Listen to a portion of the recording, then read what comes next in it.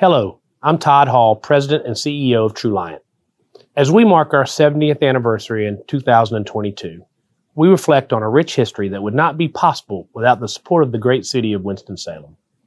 From our humble beginnings in 1952 to the present, where we will soon serve over 300,000 members, hire our 1,000th employee, and exceed $4 billion in assets, to a future poised for continued growth, I am proud of the work we are doing together. TrueLiant is grateful for and remains committed to Winston-Salem and all of Forsyth County. Welcome to the Greater Conversations podcast. I'm Deetra Miller, the Director of Member Relations and Engagement at Greater Winston-Salem, Inc. We'll use this platform to showcase our local businesses, our community, and their stories.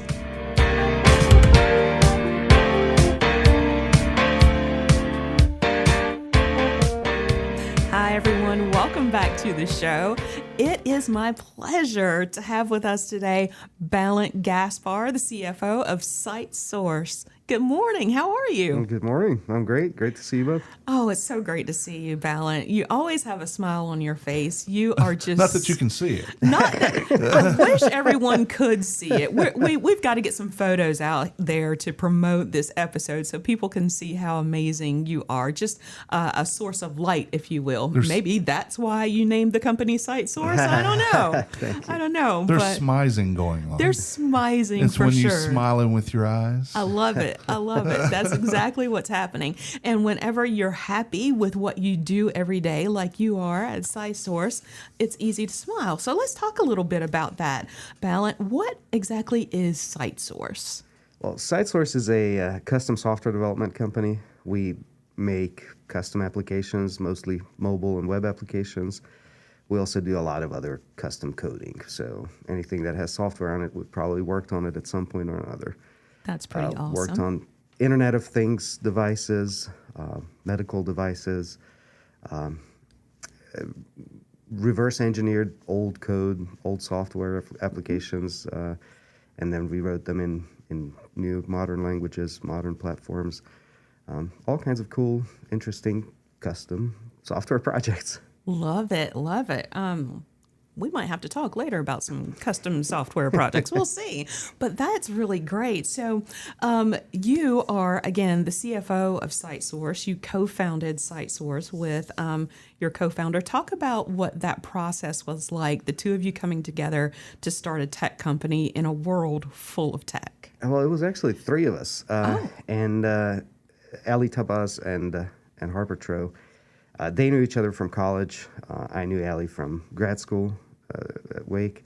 The two of them actually already had consulting companies of their own that we ended up merging, and I bought in, and Sightsource was created. It wasn't because they were already in the industry, they had a lot of insight into what was being done well and what wasn't, and what could be done differently and better. And so we had a very clear idea of what we wanted Sightsource to be about and how we wanted it to function, how we wanted it to be different. And so it was never really we never felt like we were in a crowded space. We kind of always felt like we were in a lane of our own.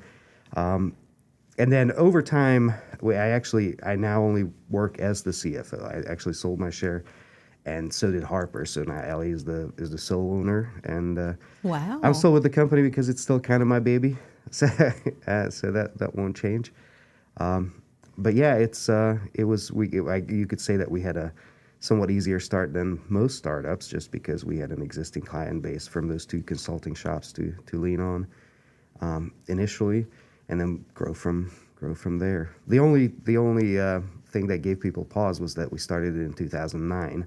In the middle of the financial crisis, so everybody thought that we were a little bit mad to start something brand new right then. But what gave you the gumption to even do that in the middle of the financial crisis, as you mentioned? The industry. I mean, software, especially custom software solutions.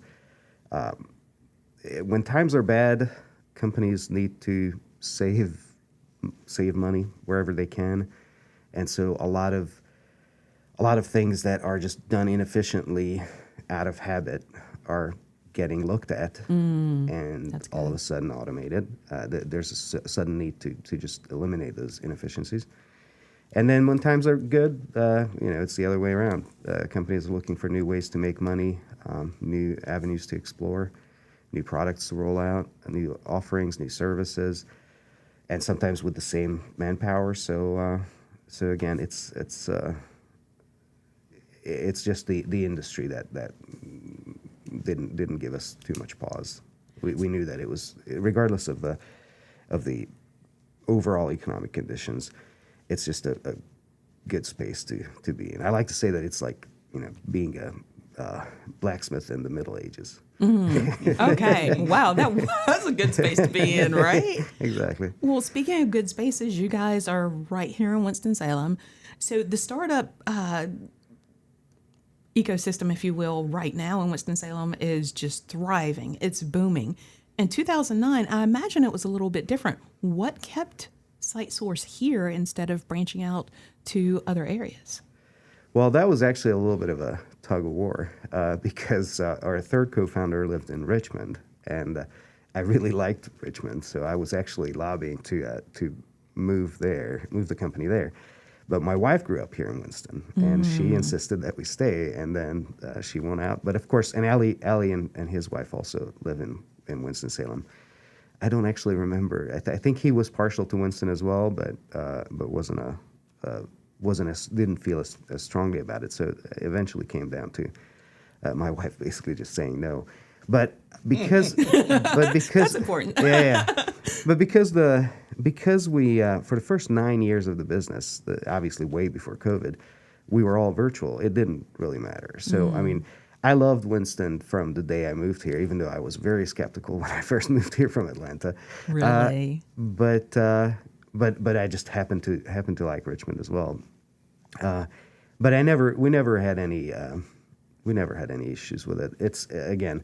It's one of those things that when you have a virtual company, which we were for, as I said, for 9 years, everybody worked from home offices, and so wherever your home was, that's where the business was. And it was just 2 to 1. So 2 of us lived in Winston, one in Richmond. And so when everything happened with COVID, it was just old hat for you guys, right? Almost. A lot had changed after the first. For about 9 years, all we hired were extremely experienced senior developers all over the country.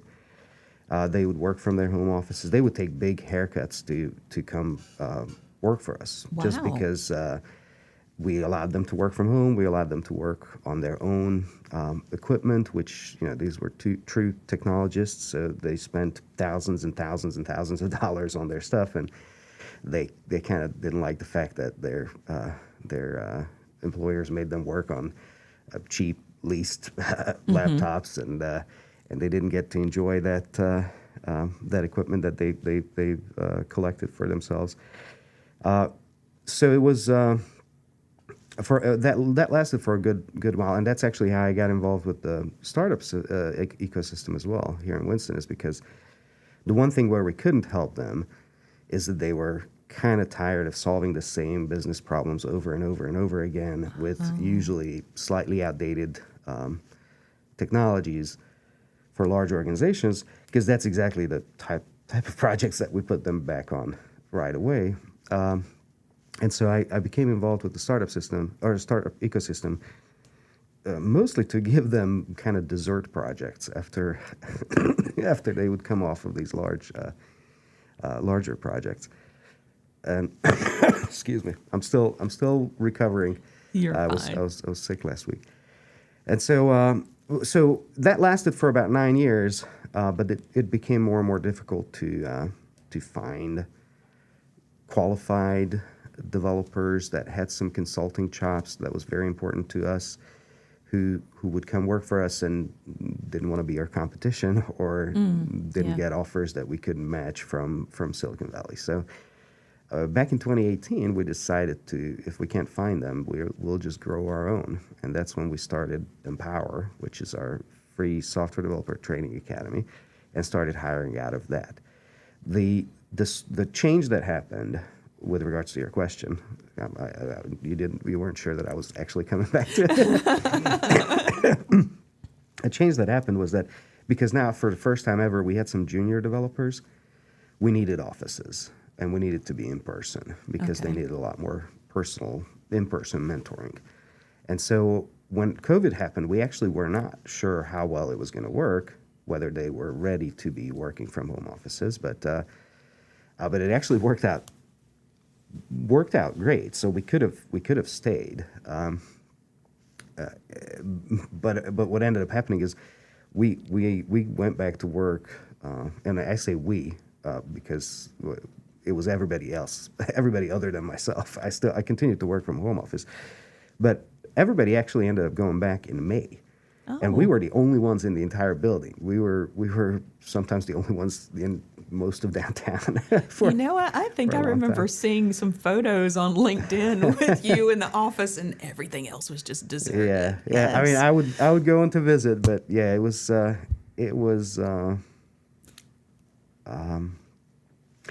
interesting. They were probably safer in the office than most people at home, and so yeah, that was a little bit of a change, but we elected to go back. Except for myself, I mean, most of my job has to do with everything other than development. So I it's not as collaborative as everybody else's position. Tricky finances, yes. Yes. So I also do a lot of sales. I'm kind of the HR department. I'm the legal department. Oh, wow. As I said, I'm everything other than the development itself. You're definitely juggling a And lot. so it was. So I was fine at home, but everybody else was back in the office. Okay. Well, let's talk about home a little bit in Winston-Salem. So you mentioned Wake Forest. You came to Winston-Salem from Atlanta. We have a few Atlanta transplants here in Winston-Salem, but you came from Atlanta to Wake Forest. What drew you to Wake Forest? I've always liked Wake because, so I mentioned my wife grew up here. Mm-hmm. So we had actually, throughout the years while we lived in Atlanta, we came to visit them once or twice a month. It's only like a 5-hour drive. So I already liked Winston. I already was familiar with it. I liked Wake. I was familiar with it. But actually what made the decision was the fact that with our second child on the way and my having grown up in Budapest, Hungary, with all my family still there, we figured that with the second child on the way, it would be nice to be closer to at least one side of the family. So that's why we ended up making the decision to move to Winston-Salem, be closer to her side of the family. And then, of course, Wake at that point was a given. That's awesome. And after you graduated, seeing that your wife was from here, you decided to stay. Absolutely. I'm sure she didn't voluntold you to stay, right? No. What was it that really sold you on the community? You'd already visited here many times. You went to school here. Your wife was from here. What really sold you at the end of the day? As I mentioned, I was very skeptical when I moved here, and that was partly because of having grown up and spent my youth in Budapest, which is basically the population of Atlanta in the geographic location of Winston. But that's probably an exaggeration on both sides a little bit, but it's a dense city. And so even Atlanta never felt like a city to me. Even Atlanta felt for a long time like just a suburb that didn't have edges. Really? And so moving to the prospect of moving to Winston just scared me a little bit. But once I lived here, after a very short amount of time, I just felt very comfortable. Winston, for its size, has an amazing amount to offer. You never feel like you're missing out on anything, or you're in search of something that only a larger city would offer. And that's unique for a city Winston-Salem size. That's a unique place to be in. And then the fact that over the 20 years that I've lived here, it's gotten better and better every year. Oh, year I after love year. that. Yes. Year after year, it's just gotten better. And so you almost start to want to see, what comes next. what will they think of next? What will open up next? What will pop up next? Now, you mentioned that you grew up in Budapest. Budapest. Budapest. I probably didn't get it right that time either. I'm doing quite it right. the Southern girl American way here. But what is something that you can compare in Winston-Salem to Budapest? Very nice. Wow, that's one I have What would not surprise people? thought of. That is similar. That's an interesting question, and I will not be able to answer it on the spot.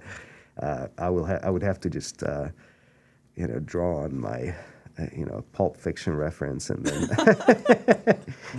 Well, until you think of it, share with us something that you miss from your home country.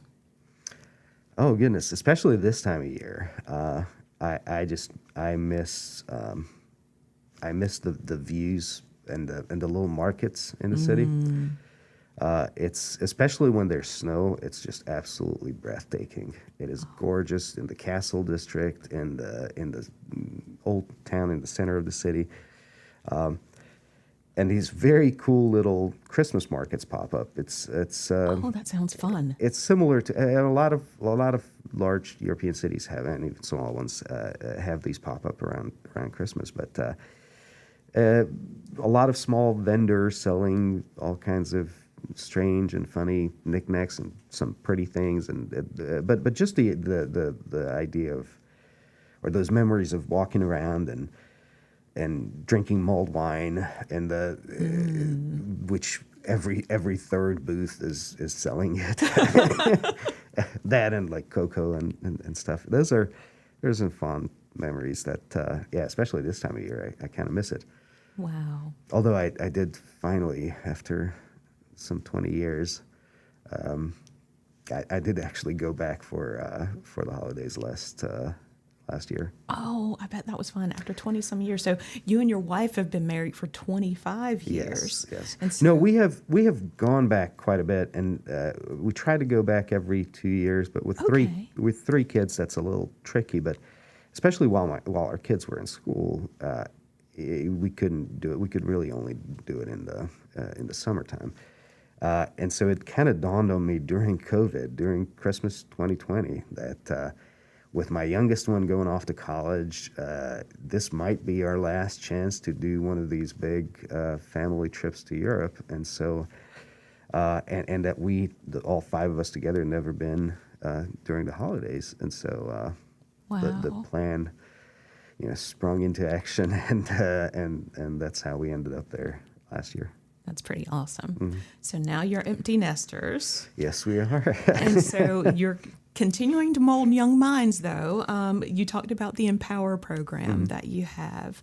And that, again, was a way for you to actually recruit from within for your company, right? That was a big part of it, probably the biggest part of it. But it was also Allie. He got his start in software development in a somewhat similar program. So he always wanted to find a way to pay it forward. And also, I mentioned being involved with the entrepreneurial ecosystem. It was always in the back of my mind, a little bit of one of my fears that we spend a lot of time, energy, money molding these ideas and these startups and these founders and helping them along the way, only to risk that once they get traction, they might want to move away because they can't find enough developer talent locally. And so all three of those played a part, but obviously our immediate need for finding talent ourselves was the key factor. And how long have you been doing this? We started it in 2018.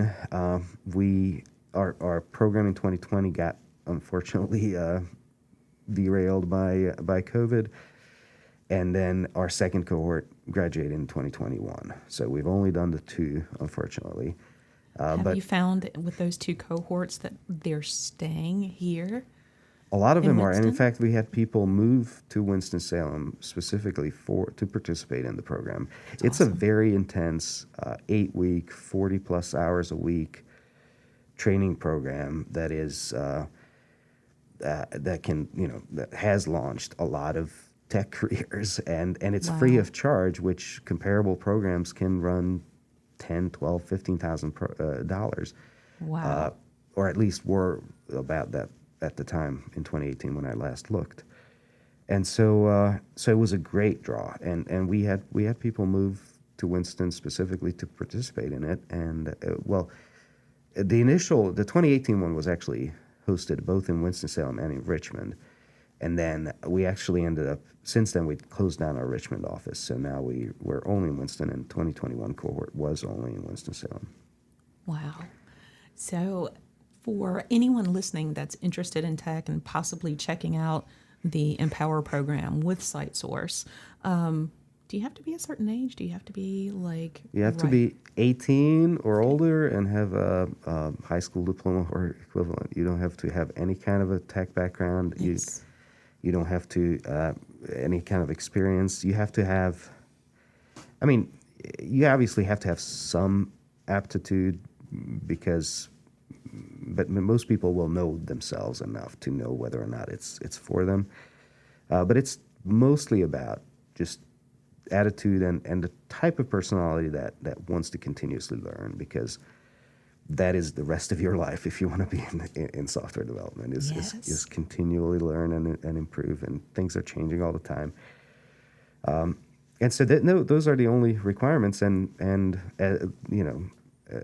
we try to remove any and all obstacles. We try to offer aid and talk to foundations in the area and sponsors.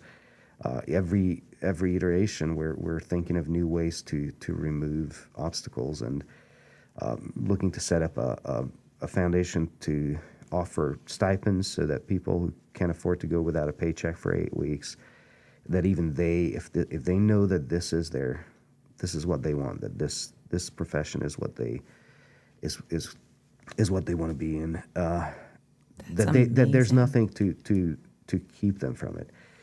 And because of that, we could already see it in 2018, that a lot of what keeps people out of this very rewarding, both personally and professionally and financially, this very rewarding career is, there's a lot of obstacles, but once you remove those, it was funny because our applicant pool was 18 to early 60s, Wow. 50-50 male, female, racially completely diverse. And people were predicting that we were just going to get, just like the industry at large, we were just going to get 90%, 20-something white guys, and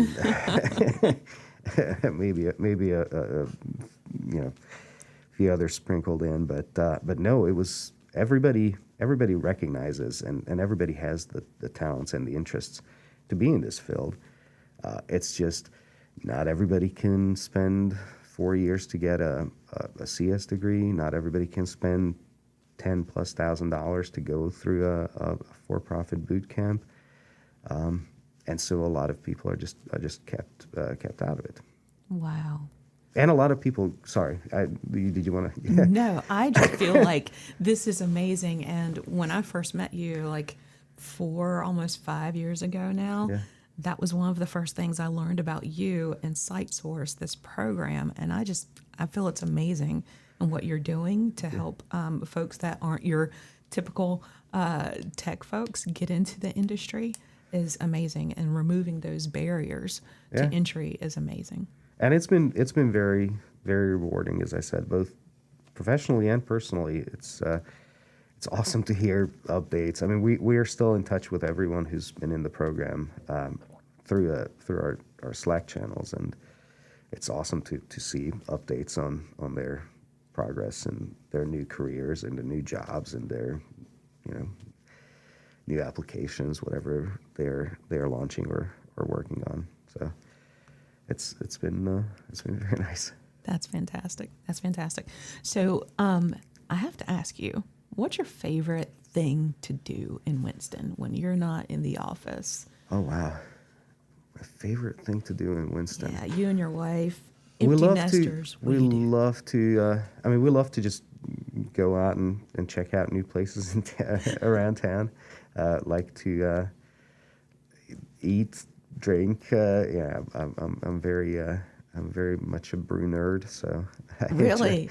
I enjoy Favorite brewery? I don't know if I should say it because Okay, top three. In any order. Okay, that's better. Let's see. Well, Incendiary, Wiseman, and Foothills. Awesome. Those are three good ones for sure. Yeah. For sure. Balint, I'm so glad that you came to be on the podcast today. Thank you for your time. Before we go, for any company or anyone that's interested in the Empower program, tell us how they can get in touch with you, where they can learn more about your company, etc. Okay, well, the easiest one is just sightsource.net, our website. In terms of Empower, because we still have not been able to establish a regular schedule for it, it's a big undertaking, especially for a small company like ours. And both in terms of both financially, but primarily time-wise, it's just a huge commitment from our principals and our developers to teach, because it has to be in person. It has to be taught in a classroom. We tried different ways, but it's just not the same. So the best way for them to stay in touch with us and keep tabs on it is to follow us on LinkedIn or Facebook. Perfect. Anytime. Once we make the decision to roll out a new one, we'll definitely post about it and announce it. And there's an application process. There's an interview process. As you can imagine, there's usually a pretty big over application for the amount of people that we could potentially handle in any given cohort. Absolutely. So for any businesses out there, any foundations out there, or any investors out there that want to help with this effort to make sure that folks that aren't typically in Empower can get there, they can reach you guys at sightsource.net. Sightsource.net, or just Balint. Email me at my first name, Balint, BALINT, at Sightsource, SIGHTSOURC.net. And also, if any companies who are looking to hire developers, I mean, we have. Fortunately, the last time around, we had more jobs for the candidates than we had candidates, but we want to keep it that way. So if we don't have dibs, like anybody can make an offer to any of the candidates, just come talk to us. It's if you want to kind of keep tabs on them, we would love for you to become a sponsor and work with us and help us bring this program together. But yeah, it's a wonderful way to recruit, find new talent, and if any company is interested, I would highly recommend it. Excellent. And for any company that's looking for developers, again, reach out to Balint over at Sightsource. Again, that is sightsource.net, or you can email him at balint@sightsource.net. Balint, thank you so much for being here today. Well, thank you. It's great to see you both. All right. For everyone listening, until next time. We know you enjoyed this podcast today, so join us for the next episode of Greater Conversations. By the way, you can follow us on social media. We're on Facebook, Instagram, Twitter, and LinkedIn. Be sure to smash that subscribe button. Also, be sure to visit our website at Winston-Salem.com. The views and opinions stated in this podcast are solely those of the contributors and not necessarily those of our sponsors, distributors, or hosting companies. This podcast is copyrighted and cannot be reproduced without expressed written consent of Greater Winston-Salem, Inc. or your toast.